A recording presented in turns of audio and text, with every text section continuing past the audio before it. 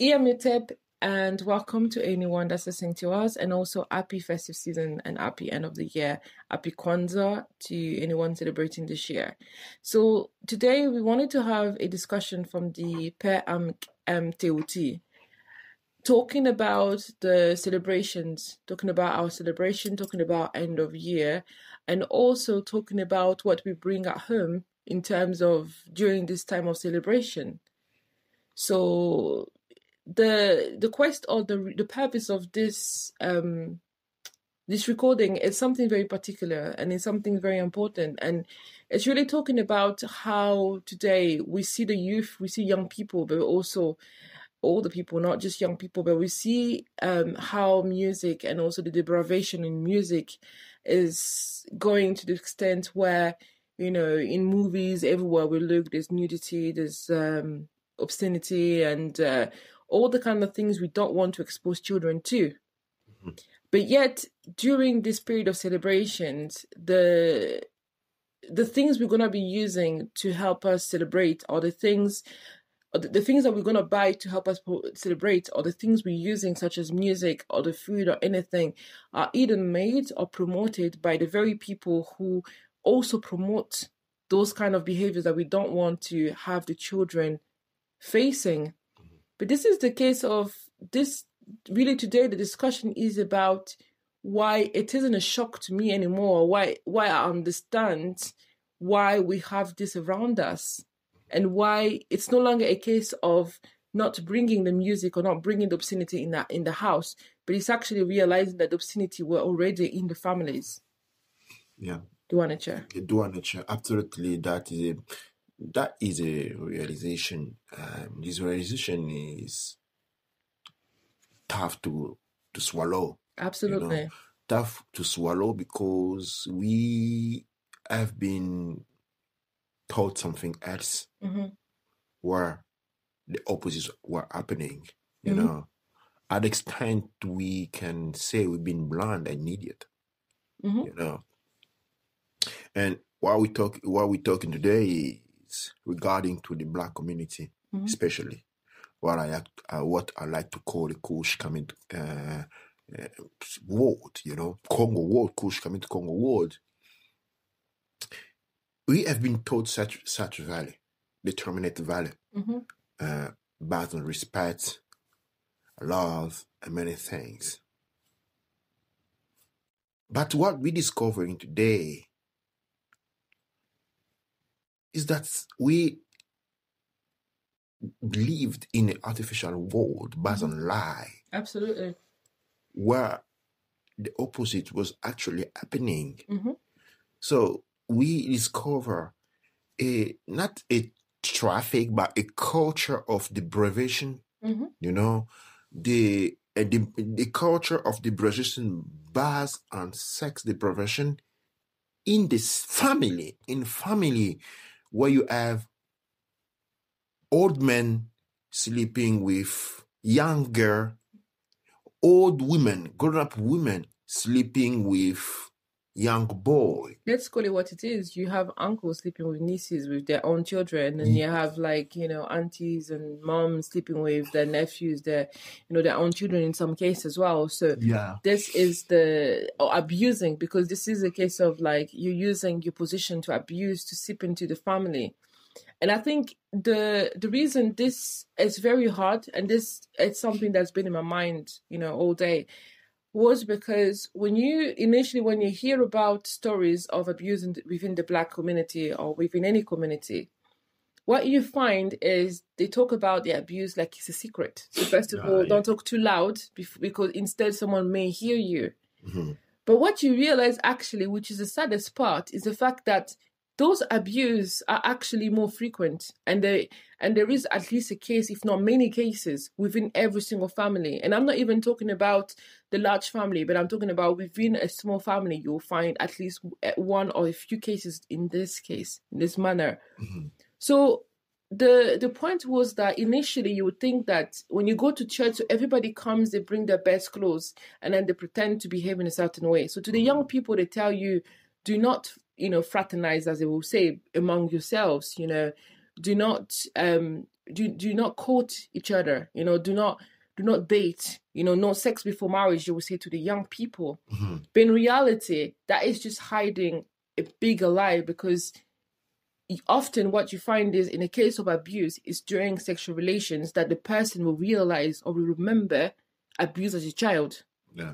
So therefore, this is also a way of making sure the person doesn't remember. So forcing you don't have folks with before marriage makes that you don't, because what happened psychology, because we need to approach psychology when sexual abuse to arrive to a person, a young person, okay, because because the people don't do sexual abuse on children, whether it is boy or girl. There are people who have been trained to those kind of things, and they've been trained to how to manipulate the psychology, the psyche of the person.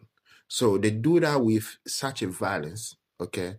When an act is conducted with a violence to a very immature body, which is the body of a young age, a young person, the brain gonna shut down to perverse the sanity of the system, the neuronal system, the mind gonna shut down so that the person will not remember.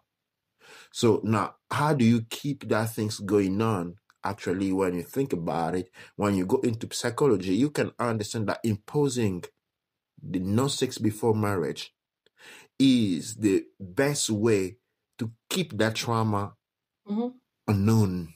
Yeah. For the person itself, is only when the person go into adult life, when they get married, start having sexual intercourse, that those memories gonna come back. But then what happened? You caught in a situation where you just don't want to go into it. Yes. You become a kind of specialist. When it's happened to someone, you can actually understand straight, but you not go out with it and you keep it yourself, and then you become part of the circle who have been abused and gonna be abusing because you perpetrate that because you're just gonna shut down. Because even evil is not born, evil is made. And the thing is, like, initially, and it has led me to believe that many of the conversations we were having growing up were actually a grooming, in terms of often what you will hear, and then I used to not be able to understand how, like, you will be in a room of women and you'll be in the kitchen or whatever, anywhere, doing something together, and then they would talk about a story of a young girl that was abused, and the reason they knew she was abused was because at a very young age she was shaving her private parts, for example. That's an example of the story. So she was shaving her private part to the extent of, but she was saying she was doing that for the liking of ex-uncle, right? So now, then what happened was, like, then they would talk about the story, how it built up, who the guy was, where not so much as who the guy was, but in that story, without revealing any name or any identities, they would talk about that person came from X place, came to the family, had to stay to maybe find their feet, and then while the parents were working or the parents were away, this is what was happening to the child. Or the child was going on holiday. You know the scenarios. I don't even have to explain it. So now, what arises today is the story they will tell you is about how the family will find that out, and then in many cases they will send the girl back to Congo so that she doesn't tell Europe. For example, if she's in Europe, she doesn't tell anyone. If she's in Kinshasa, they will send her back to her family, or they will put her in a way of isolation. They will take her away to isolation to protect her.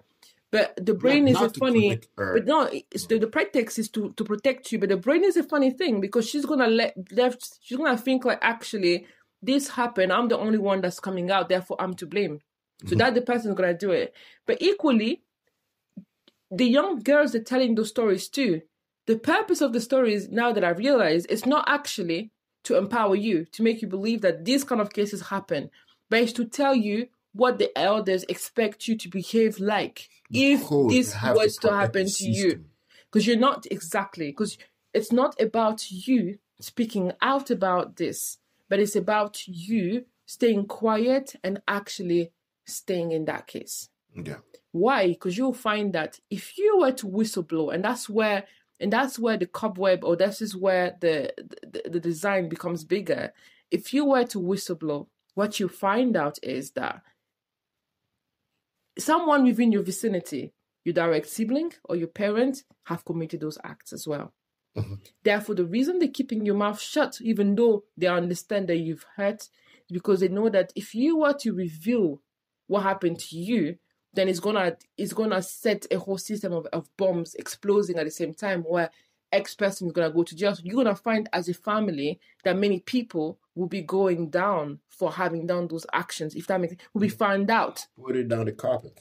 So the carpet. So then, by the time, the problem about it is everything has to be buried on the carpet, because now when you remove the carpet, there are loads of things buried. Mm-hmm. Now the thing is, if one thing comes out in the open, if one light is shed on the carpet, obviously you will realize that there are other things that needs to be removed from that on the carpet. Mm-hmm. So that's the case in many ways, and it's very sad, because when you realize this and you realize that these people, we're not talking about people who have no ideas about all this. No, we're talking about people who have witnessed it either firsthand, or growing up have had someone who's witnessed it, or even it was themselves or a friend or a family member. Mm-hmm. But yet, when a younger person will come through this, these are the very same people that will tell you to be quiet and just shut up. Mm-hmm. Yeah, that's the city. This kind of revelation, when you look into it, is scary, mm-hmm. to see how deep it is, mm-hmm. and how in aristocratic, the African aristocratic family, mm-hmm. Is down to those kind of practice, where in houses, because let it call it what it is, because those kind of practice are pretty much linked to Freemason, mm-hmm. Rituals, mm-hmm. or to how you call it? I would just call it neo-occultist. Occultist, yeah. They are very occultist symbols. They belong to the occult rituals and mm-hmm. everything. We know that for sure. And because it is a way of manipulation as well. And I think that's something that needs to be because added. There are forces that move in the shadow. Mm-hmm. There are forces into the shadow. And those forces in the shadow, to be able to reach the light, because in the light, there are certain part of the light that can be affected by the darkness. Mm-hmm. Okay, so the darkness can affect the light, certain part of the light. So for the darkness to be able to do that, it need a help. So the help come from the being having like shadow, the shadow behavior of the being of light. Help the shadow. So the Masonic ritual of sexuality is just a way to the shadow to carry himself on the light, mm-hmm. and to affect the light. And recompense is given to those people who are doing that in a certain way, the master of the game. Puppets. Yeah, the puppet are giving some recompense, which is money and privilege and that, okay? But what they don't realize that they just carry the shadow, and the shadow gonna actually drown them. You're gonna drown them, absorb them, and destroy them at the end.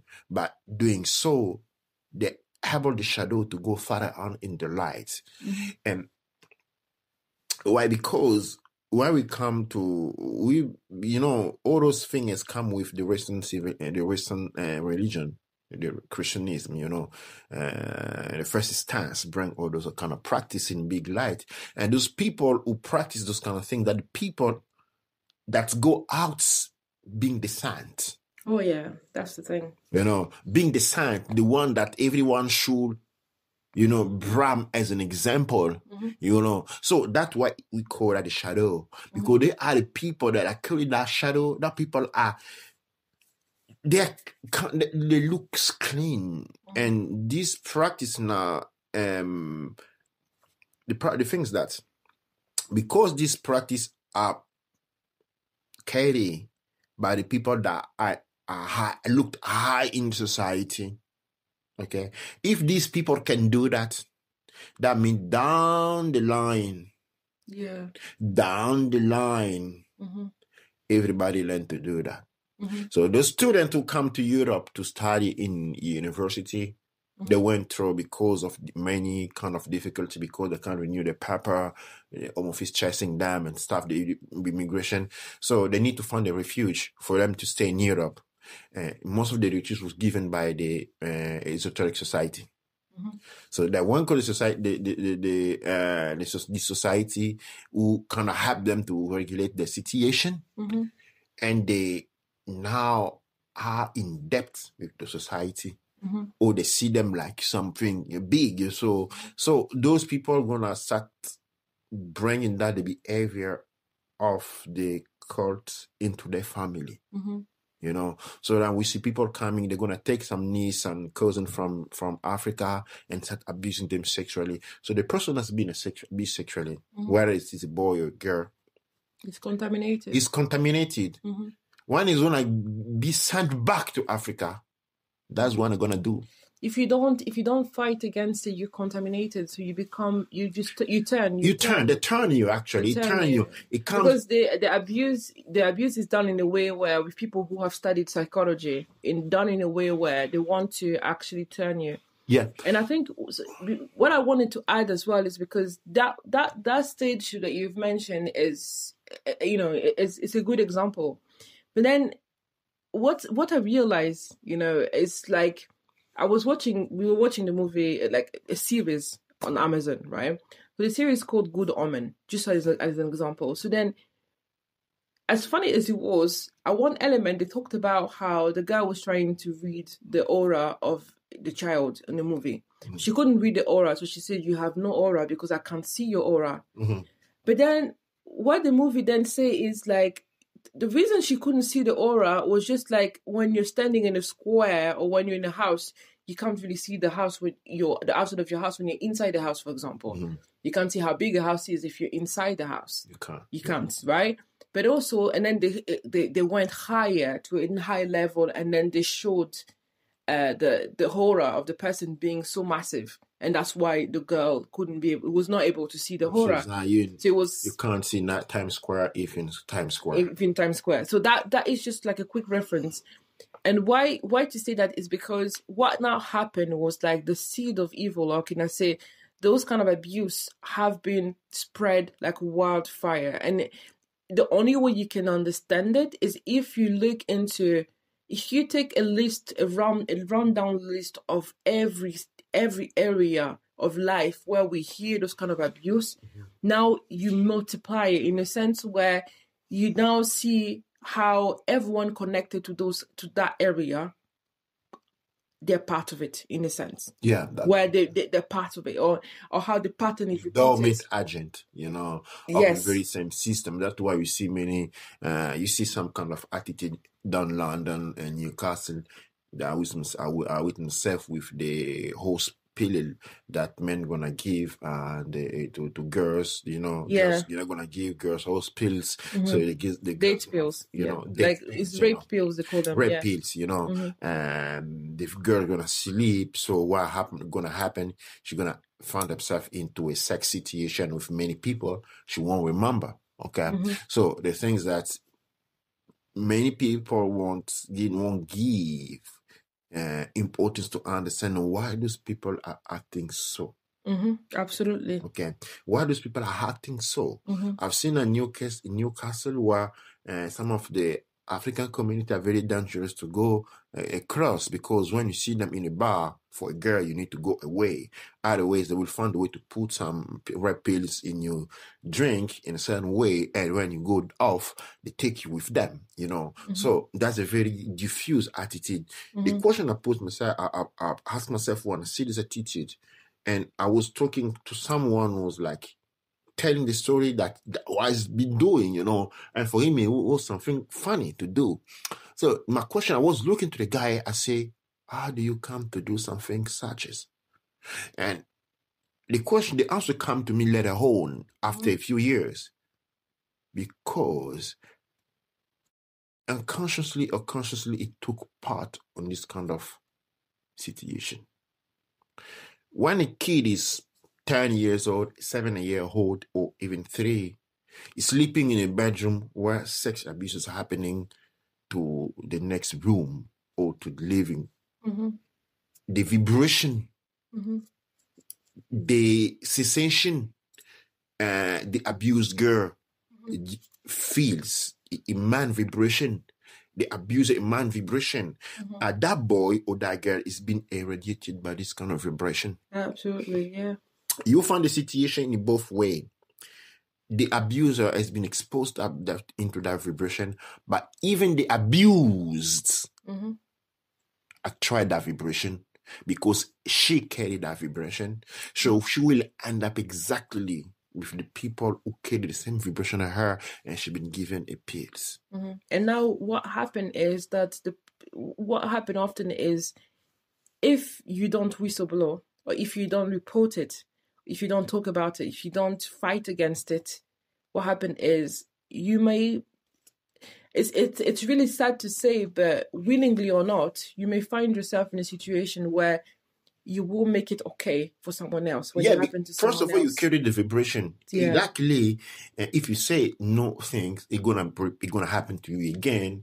And now the problem is that you may affect for men and other men, other girls who go around you. You're gonna exchange the vibration with them, and they may find themselves in that situation because you didn't talk. So talking is about cleaning. You may making a cleaning of your energy, releasing that energy. Yeah. What you didn't release, you carry the cycle, cutting the cycle. Exactly. It's like when you talked about the darkness, or like when you talk about the shadows, right? The talking is a way of bringing another light or bringing positivity to come in and to remove the shadows that want to take over. And I think this is where, like, again, this is where the thing becomes serious, because what happened is a lot of us, for example, anyone who's gone to churches, for example, churches, or like whether it's Catholic or not, will know stories of pastors who have abused, pastors or people within the church who have abused someone in the church, not the person being known, but rumors has it. But you know about those stories, so I don't even need to go any further. People, you know those stories. Like an example is, I used to go in a church where one of our priests was convicted, for this. So it came out in the news that he was sexually abusing a young girl. So what happened there, it's not my problem. But that was the story. But then the thing is, we found out that information because we were a similar age range as the person that had been abused ages ago. So we now confronted the elders in the community, telling them, like, did you know about this story? And then what did they tell us? They tell us, like, no, it's okay, he has changed. But now what do the elders do is that you look back and you see, and then you ask them, did you know? They will say, yes, we did. But then you're thinking, like, but how come you sent us to go do confession to him alone? You sent us to go ask advice to him in his house, or like when he's not when there's everyone, but in private, knowing that this person has done this, and it's a case of, like, not to say that people don't change, but what I mean is, if there's been evidence in the news, that means that it was the news, and then there was like convictions and everything like that. Not to go into that, but there was a lot of evidence for that. So then there was no need. And we were talking about going to his house is not part of his description as a priest or as a pastor. Just giving an example. So sending your children to go being prayed in somebody's house is not part of the pastor's or the priest's job description, anyways. So why is there less protection? So then those questions were asked, growing up, and then it's only later when you realize that like you're saying, that information has been sipped through around, and now you see things. It makes part of a hidden culture, a very easy part of the what our society has become today. You see kind of things where, for example, a young girl between 12 or 70, 80, 90 will be sent to cook or to bring food to an uncle when he's alone, and those kind of things. Not to say that we need to to push into that direction, because certain person are dubious. And then if someone has temptation to steal, you don't put money close to him. They say that in Kinshasa, they say you don't talk about shoes where someone close to someone is lost is faith. You don't talk about shoes, your person. So when people are being convicted or suspected for child molestation,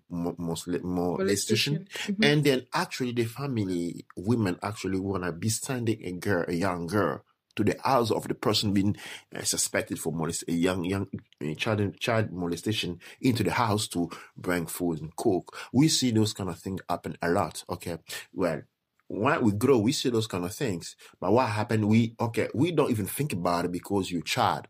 Okay, you just child a child, and then some girl gonna bring some food to an uncle, and then you just bring the food. But then the girl gonna change attitude, and when the girl change attitude, all the community gonna go down on her because she's a bad girl.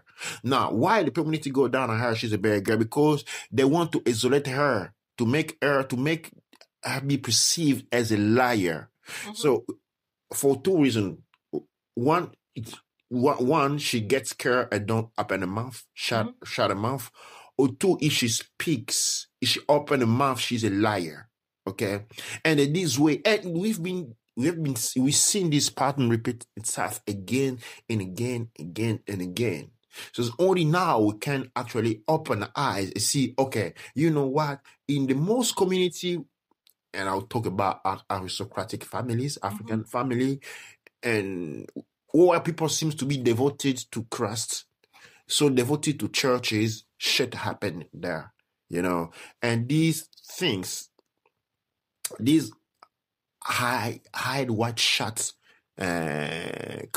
culture of young molestation. I'm talking about women and men, boys and girls, is really tough, especially now in Glasgow. We've been talking lastly where women was telling us that you have a lot of situation of child molestation in the family and in the African community, within the Afro-Caribbean community, and you have a machine of repression that is called the churches.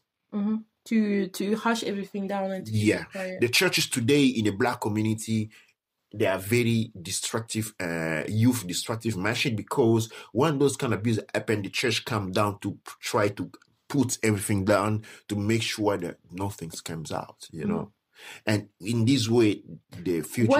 Whilst in the same time talking about it and then sharing the information to everyone without actually doing anything to help the person or doing any therapy to the person or anything like that. And it's very sad, because the system is, well, the girl or the boy, would carry on going to church. What happened is everything they talk about being clean, being good, being godly, the person touched by the abuse will feel as if they were less than good at that time. Yeah. Because they're left to feel like it was their fault. Because in their mind, seeing the perfect picture that's painted around them, they'll believe that this only happened to me. And thinking that this only happened to me, and if there's like 100 people in my church and this only happened to me, that means that there's something wrong with me. Something wrong with me. But yet, in actual fact, it's actually maybe a third of the church that's gone through it, but I wouldn't talk about it. Yeah. That wouldn't talk about it. That wouldn't actually give the advice to young people. Now, this brings me on to the music, because what you see is like a lot of the elders in those areas will tell young people, do not listen to worldly music. Or do not listen to Congolese music. They will censor. There has the censorship of music, Congolese music, African music, any Nigerian music, or like, the worldly music as they call it. Even in some places, even the Christian music as well, taking everything in there. Why? Because of the way either the people singing the music lead their lives, or because of what the word does, or how the people are dressed while they sing the songs. Now, the thing that got to me was that actually it's not the singers that are, the problem. The problem is that the community has fallen so bad. So the sense of community, sense of family has fallen so down that those abuses are actually woven within, because as opposed to having a system of breaking the abuse and protecting the children or protecting the people or the vulnerable adults or protecting anyone from that, because I don't believe that, as an adult it's easier. There's nothing put in place to protect people from that reality. But everything's put in place to stop you from saying anything, to stop you from whistleblowing, to stop you from reporting any of those kind of issues, right? Yeah. Now, what happened is then they would tell the young people, stop listening to obscene music, stop listening to this, stop dressing up stop dressing up badly. But what you realize is actually those music are only reflecting what the society is. Yeah, has become. So you are only, so the society, we can no longer blame anyone, because anything that we receive as a community, as a society, is actually the reflect of what we are inside. Definitely, yeah, I agree. And I think now it's a realization that we have to understand that it's not that we have to stop listening to the obscene music, but rather we have to cleanse ourselves, in sense of we have to look into ourselves and we have to make sure that if something like this happens, any cases of abuse, children deserve to have a voice to say when any behavior classifies an abuse, right? But also they deserve to have people who will stand by them and help them report and whistleblow. I think one of the cornerstone of this issue is culture. Yeah. So I won't play the hypocrite card saying that in African culture certain kind of things don't happen. But in African culture, there is what we call range of age. Okay, so something sexually may happen between boys and girls between 15 and 18. That the range. So you never see you never get a man of 40, okay, trying to have this kind of situation with a girl of 17, 19, 20. You don't see it, okay?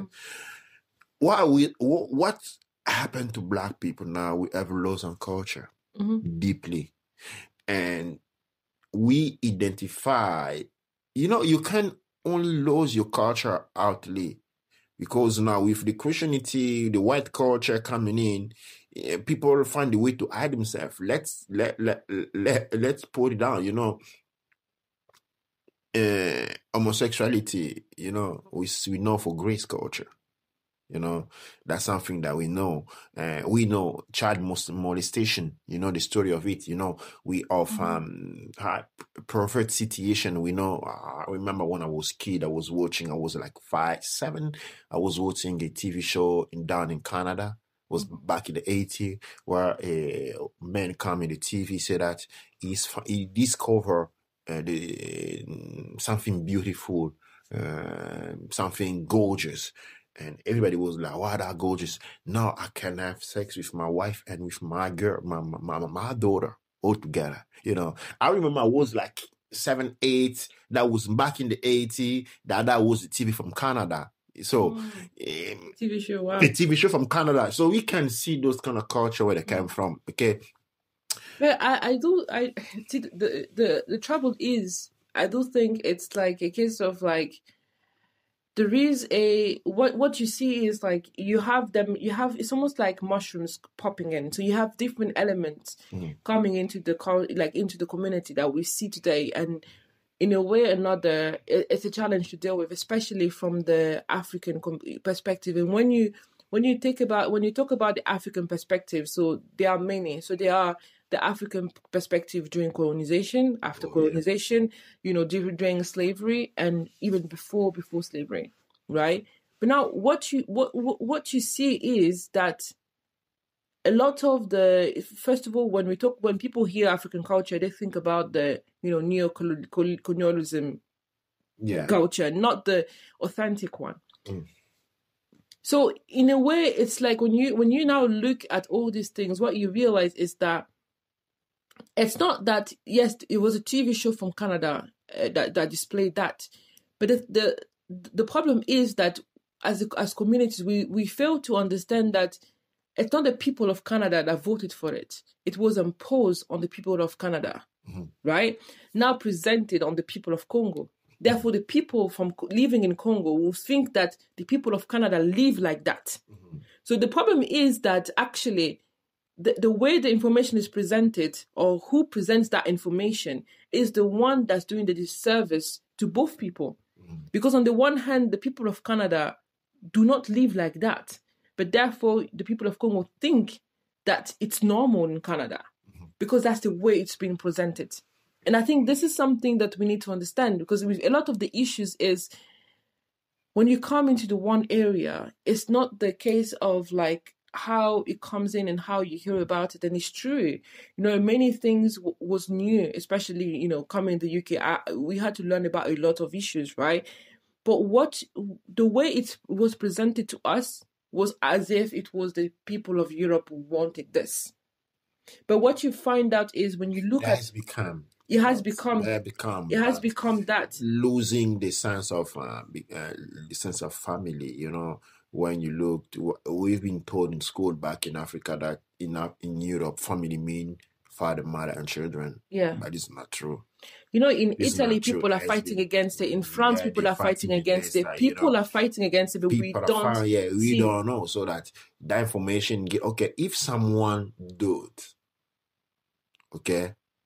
I was talking like there was a Congolese musician, Kofi, who did a very, I don't know how I can call it, very push sexual video. Okay. And then the video should have been censored. Stopped. It was censored. And it went to a legal battle. And as argument, he said, in America they do it, so we can do that too.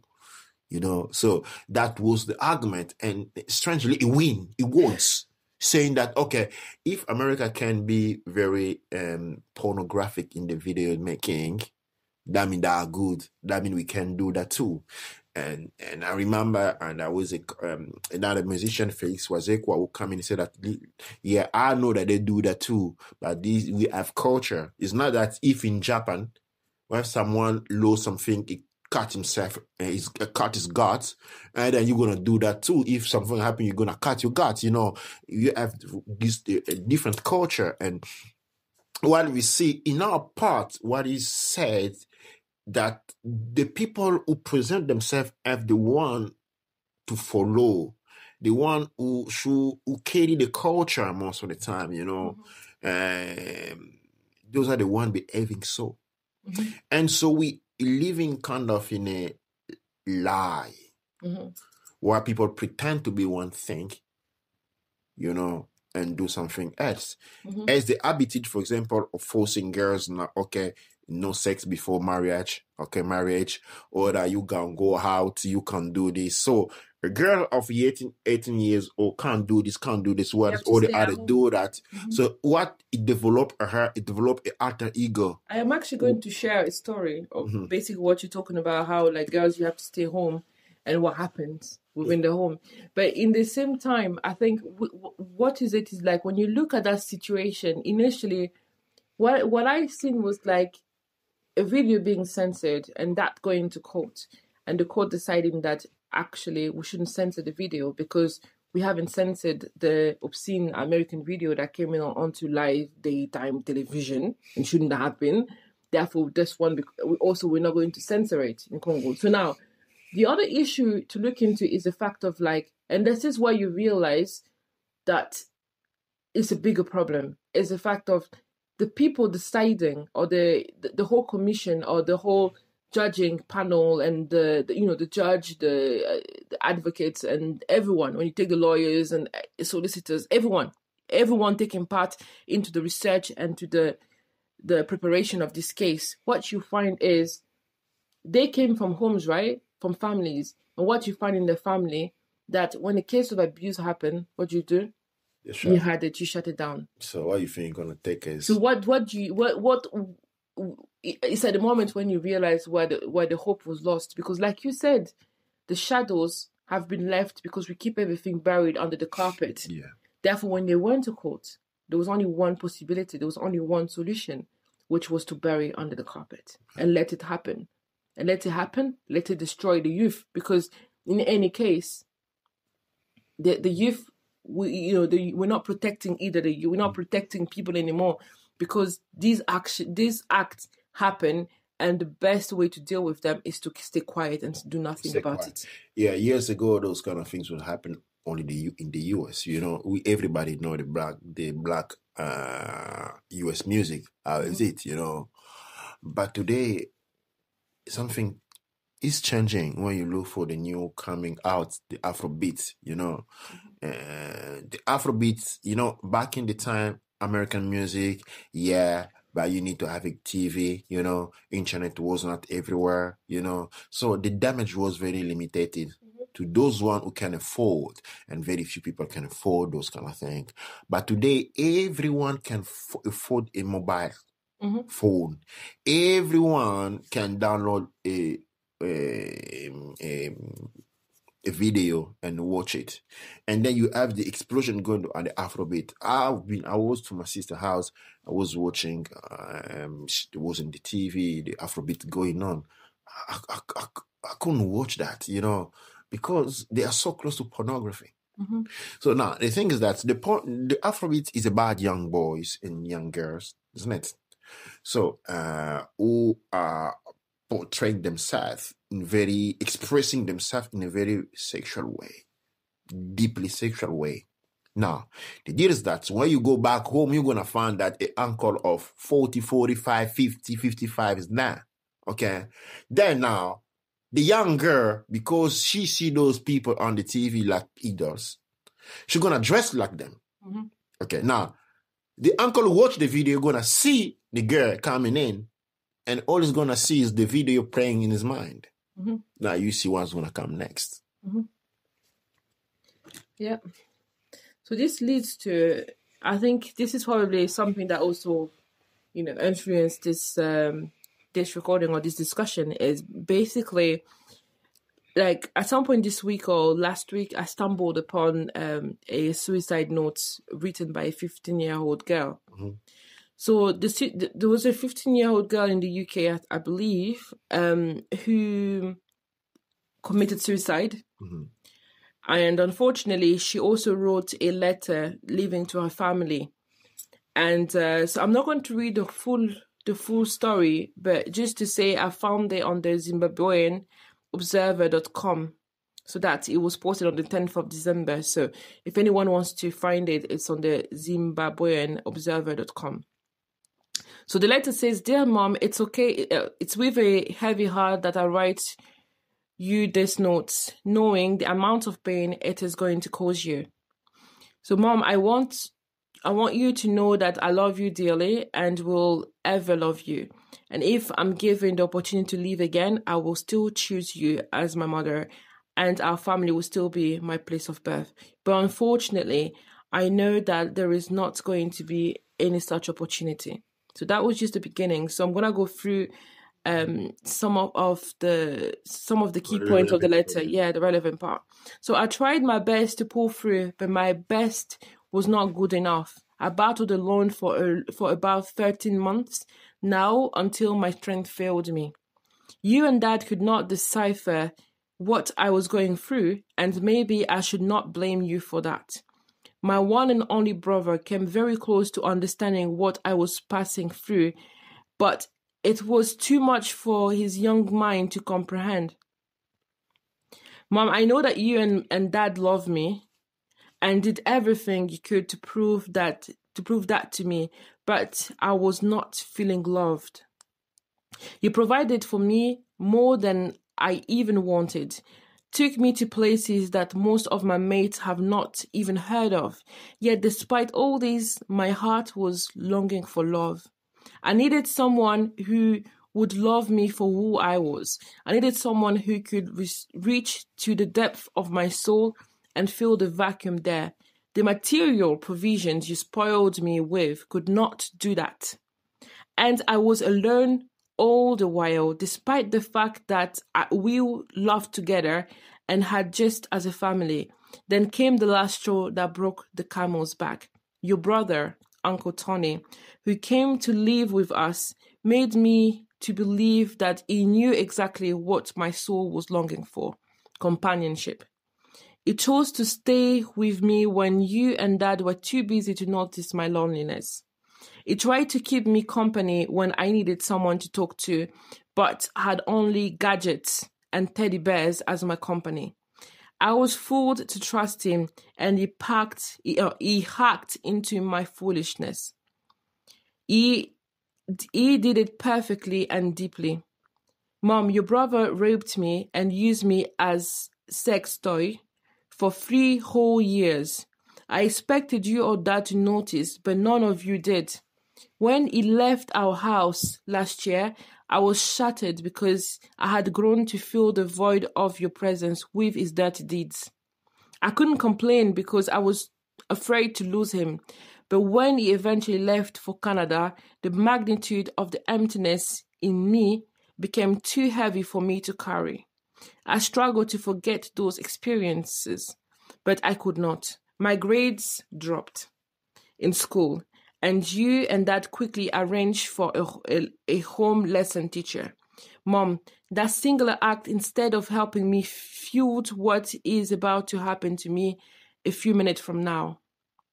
The home lesson teacher you brought so much reminded me of Uncle Tony. And on several occasions, I felt like grabbing him and making him to fill the gap that Tony's absence created in me. Mom, I had to do this because I was lonely. Did you ever imagine what I was doing in my room all the time I stayed there alone? Couldn't you for once have gone out of your way just to spend some time with me so that we could talk? There are many things I would have liked to tell you, but I don't want to add to your pain. So let those other torments be buried with this undignified body of mine. Please make sure that my brother David doesn't get to the point where I am now. Also, tell your friends and colleagues who have children to find out what is happening with their beloved kids before it gets too late. Many of the things parents do in the name of showing love are not what the young ones need. I would have gone long hours before you would get to read this note. But one cheers things is that David is still there with you. Transfer the love you had for me to him. My bank details and the password to my phones, laptops, all in pieces of paper are dropped in the drawer of your dressing table. I miss you, and it pains me to empty the content of this bottle in my hand into my mouth, but I am constrained to do it all the same. Tell Dad and David that I love them. Tell our pastor that I will miss his sermons and long prayers. Tell my friends not to envy me. Goodbye, Mom. So that was a suicide note a 15-year-old girl dropped for her mother before taking her life. So, and I think the thing that got even sadder for me was tell my friends not to envy me for taking my own life. So we don't even know what the friends are going through. Yeah. This is it's very hard. It was very hard for me to read this, and the first time I read this, it was very, very hard for me to read this. But as I read this out loud today, it reminded me of a letter I wrote to the Scottish Parliament ages ago. So in that letter, what I did was I talked about the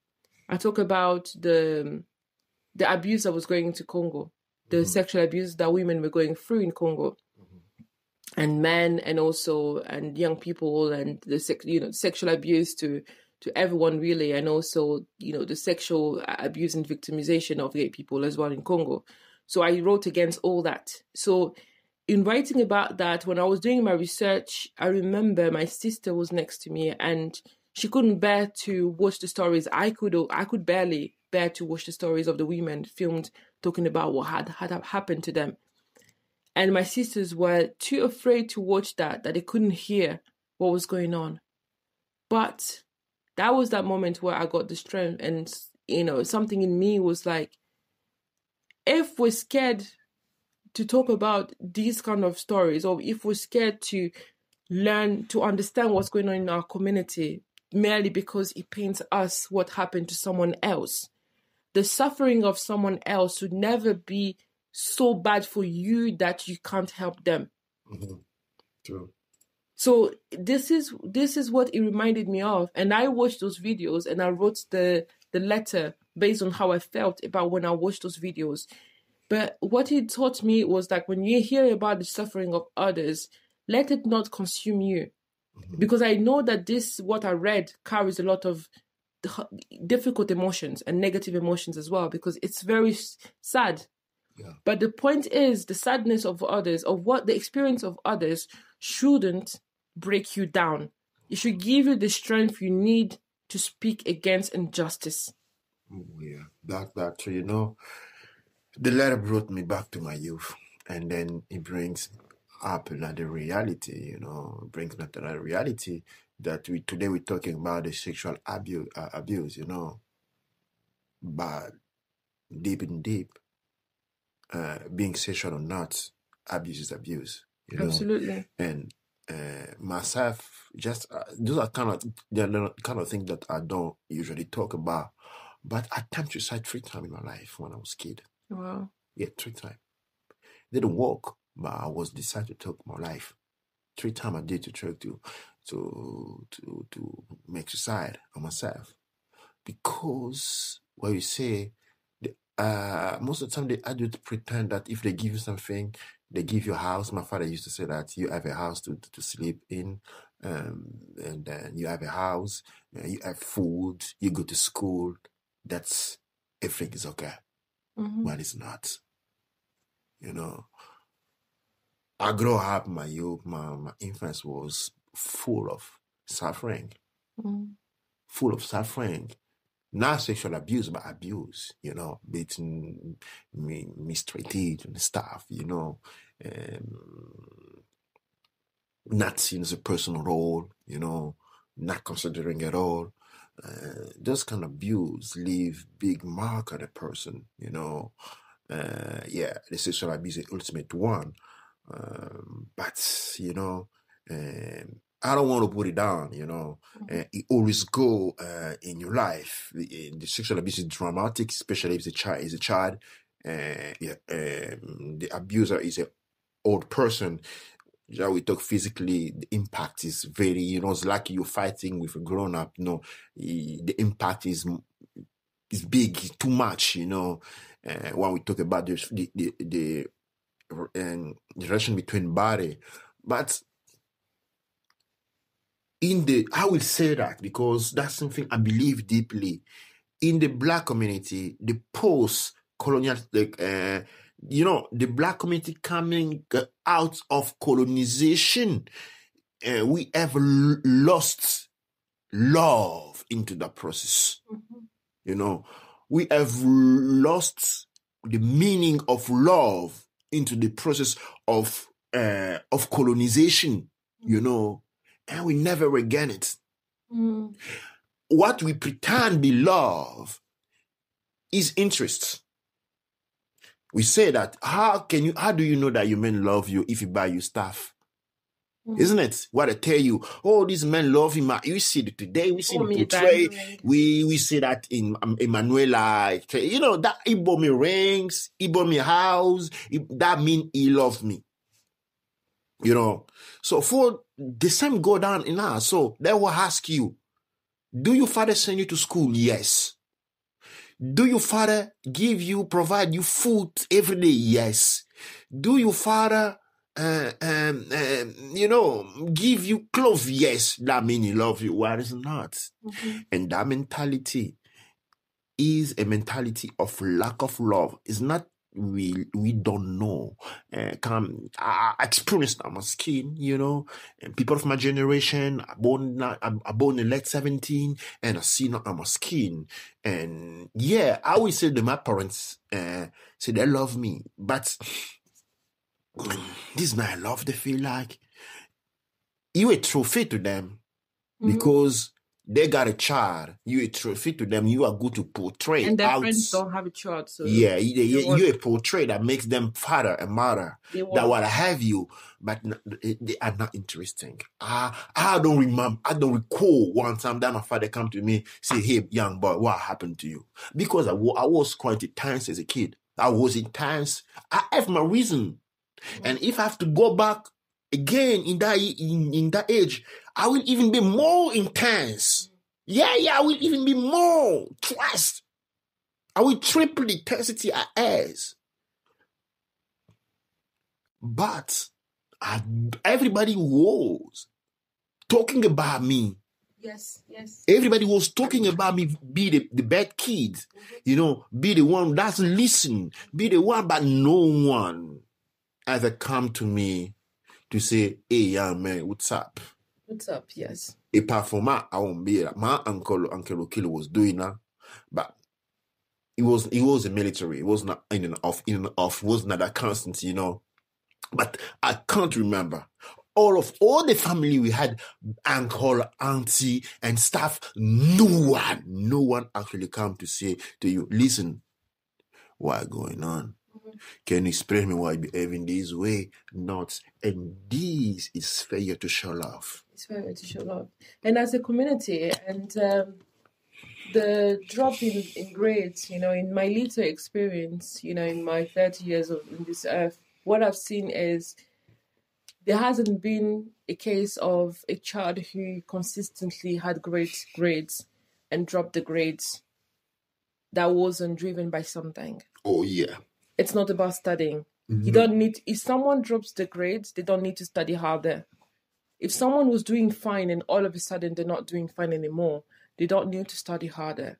There's a problem. There's something in hidden behind it. And I can give so many examples because I've seen a friend of mine who the drop of grades was because actually while we were going through our first, or I should say it was not the first but the second major exam in our life in school. That was, we were, I think, in 5th year or something. So in 5th year, meaning that we were about 16, probably, around 16, 17.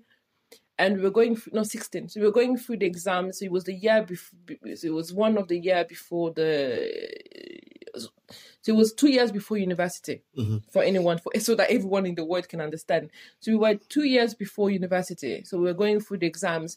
But those exams were very determinative because already at that time you could qualify for university, and then you could take a year out, or you could stay on to study, or you could go straight away in university. That's how the system in Scotland works. So during those exams, the first year she smashed the exam. We all smashed it, So it was we had our little group, so we smashed the exam the first year. The first time we did the exam. So the second year, so we had these exams, and then. So I had, actually, now that I think of it, there was a few of my friends with different situations. So one of them, particularly, when she did her exam, it was a prelim, it was a test exam. So we were able to actually see her test paper. So the teacher told us that she had 13% in the exam. We were like, what? So 13 out of 100, just to clarify that. I remember seeing her paper, and what I saw in her paper was... the beginning was loaded with information, or like she started writing, and then there was a huge blank. And then at one point she wrote the number, and then there was a huge blank, and then she wrote something. So when I looked at this, I was like, it looked like a blank. But I didn't understand what was going on. But I took a photography of that because it was strange. Because I was used to, when I used to fail, I was used to seeing when someone fails an exam where the teacher has to cross out. You cross to say wrong answer. But that's not what we saw. It was different. So then what ended up happening is toward the end, once we did the exam and it was hard for her, it was toward the end that she told us that she had gone to the doctor. And this is, again, how adults can ruin, or like how... I don't want to say inexperienced, but how a news is presented to someone could actually ruin someone's life. So she had gone to the doctor, and the doctor noticed a lump in her breast at that age. Now, when the doctor when the doctor now did the test and everything, they noticed a lump in her breast. But they had to do further tests to find out whether it was cancer or not. So they had to do further tests, but they also had to prepare for doing any chemotherapy if needed. So the problem was that it was a situation of we don't know if it's cancer yet, but in the same time, you need to already start taking a decision as if it was cancer. So in the same time, her and her mom had to go and get deeper tests, but also had to go and get information about the kind of chemotherapy that she could have gone through. So just imagine a 16, 17-year-old, a 16-year-old or 15, 16-year-old really, going through school, leaving school to go to doctor's appointment. In between doctor's appointment, you go to radiology appointment to find out how they're going to radiate your whole body. You're going to lose your hair and everything like that. And you're going to stop school. You're going to do this. So she was going through all this. But as friends, she hadn't shared that with us. So we just knew that she was going through she was sick a lot. So we didn't understand what was going on.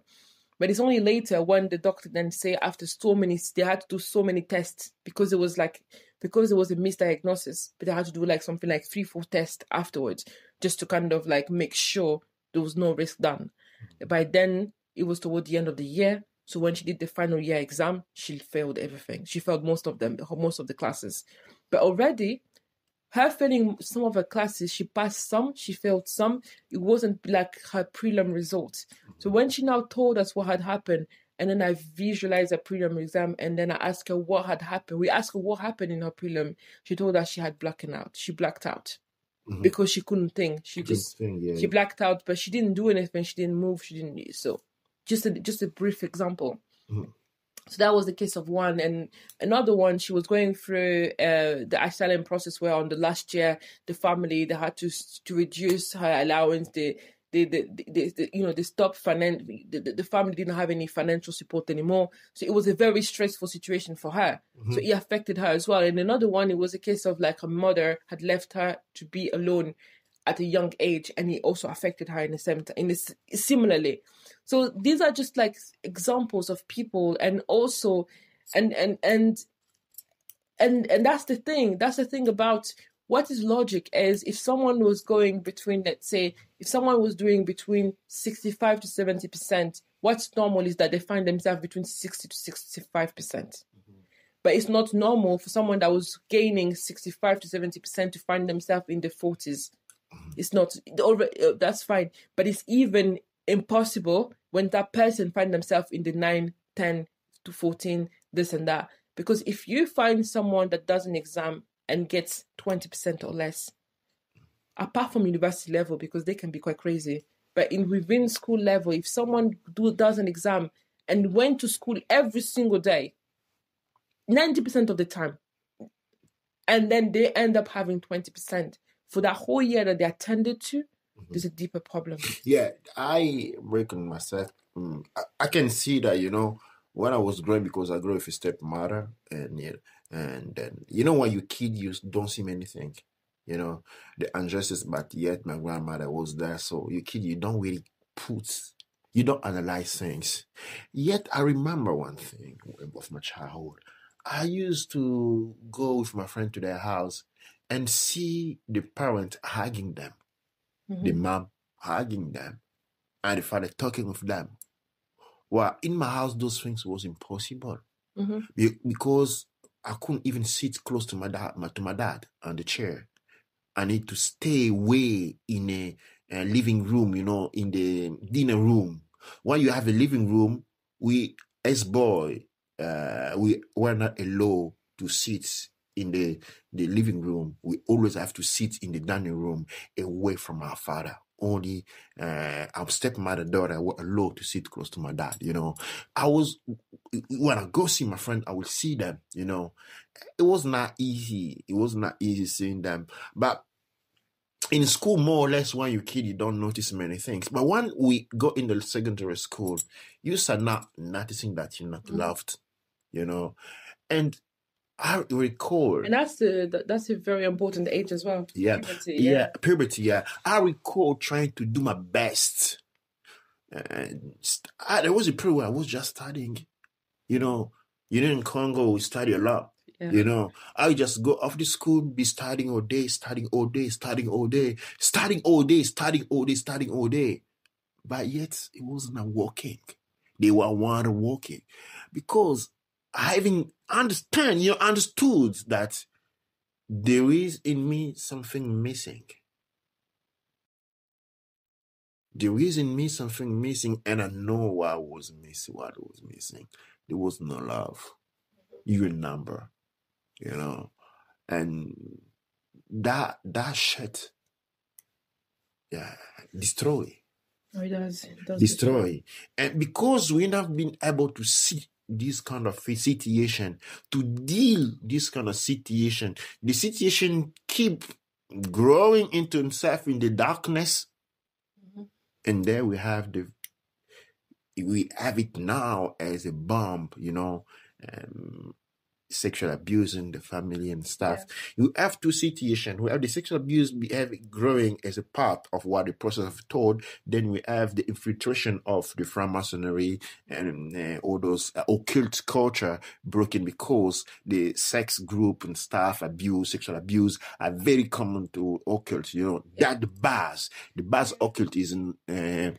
Talking about it, actually, there was something when I read this that actually gave me some alarm bells. Was that when she was describing the abuse, of how after the abuse with her uncle, now they got her a tutor to come to the house that had to come and teach her. And what she found was like she found herself like attracted to the tutor. Being a kid, she was attracted to the tutor. That reminded me a story of when a story you told me ages ago when you were teaching a child of a dignitary somewhere. Yeah. Back in Italy, not to say anywhere. So then what happened is like a lot of the adults sometimes were placed in areas where, and this is probably an awareness raising as well. And it's a case of like, what happened is like, and there's a reason why there's a legal age of consent, because anyone who's underage, basically 18, 21 in some places, 16 in some places, but anyone that's under 18 in most cases, if they approach, especially a 15-year-old approaching an adult or a 14-year-old approaching an adult, what you have is for her to think that it's okay for her to even approach that is because another adult had made her believe that was okay. That was okay, yeah. So the thing is, this is a fact of like, because many people will be like, oh yeah, she told me she was 16, or she told me she was 18, but she was a kid. But the thing is, you always have to understand that in cases like that, you have children then showing a weird behavior, because that's also it's a cry for help. But it's a cry for help, but they don't know how to articulate the cry for help. And anyone who sees the cry for help should definitely talk to the parent or talk to someone. But they should always say something. Because one of the things that I did tell my family was that if ever I hear you discuss this kind of, if ever I hear you discuss any issues of abuse or sexual abuse around me, if I'm able to identify who the person is, I'm going to report it. Yeah, most of the time, the problems now in our community, when you go to a parent to say, listen, Dad, what your daughter is coming forth, the one thing they're going to do is just beat the girl. Absolutely. And that's it. They will never go, okay, maybe we should find a psychologist to the girl, someone can help her. They won't never have that approach. The approach will be, oh, that bitch, she's coming, bitch. Okay, beat her up so you never do it again. Not understanding the inner process. The inner process. In a human being, we have millions of process, that bring forth a certain attitude to a person, So it's pained me to say that the Black community, we kind of very late into understanding the human psyche, into understanding psychology, and even into understanding life, at all. We're very backward. And as a result, we have this because we don't understand we're coming out of other world. We just embrace everything because of that core problem, and then we end up in a very difficult situation. And who's paying the price? The youth, because as we speaking, eventually many kids are going through the same trauma again and again and again. Many kids find themselves on the road or on the street due to this behavior. Many parents today in the in the Congolese community, I can only speak about the Congolese community because I have heard about it, I have seen it, and I have seen it in that sense. And what you see is that many girls, for example, a girl will come out. So if a girl were to report this to an uncle or anything like that, they will task her as she's trying to steal her auntie's husband. She's a homewrecker, or it's her fault because she didn't cover herself well enough, right? Or they will tell her to just shut up and then, keep quiet, forgive and forget. God will pray for her. The pastor will pray for her, or the priest will pray for her, and then that's the cake done. But in many cases, the girl will find herself on the street. And then what happens when you're in the street? You're vulnerable, and then even worse happens to you. Oh, yeah, definitely. Worse happens. Worse happens to you. Now, another case is a girl goes out and comes back home late. The parent, what would they do? They won't open the door. So in conclusion, I think we need to speak out about what is wrong within the community. What do we want to fix and what do we want to see better? Because we need to come together in order to be able to come up with new ways of doing things and new ways of finding possibilities, but also of finding solutions to make sure that actions that we think are not dignifying for our community, or we think are not right for our community, shouldn't happen in that sense anymore. So thank you very much for listening to us today. Thank you very much for hearing about what we've talked about. And if you've got any solutions, or if you think there are different ways this needs to be done, do not hesitate to contact us so we can have more of an understanding of how we can get our community better. But the most important thing is that young people deserve to have a voice, and young people should be listened to. Thank you very much. And so, as we listen to our music that we are accustomed to listen to, and as we promote the very same elements that bring deprivation in our community, especially at the end of this year, we need to reflect and think about the better future, the better world that we want to leave our children, and how we can actually bring upon those very elements that would help to strengthen the community, change and eradicate all the elements that doesn't dignify us within the community. Duat ne chair, duat amonra, duat neb chair.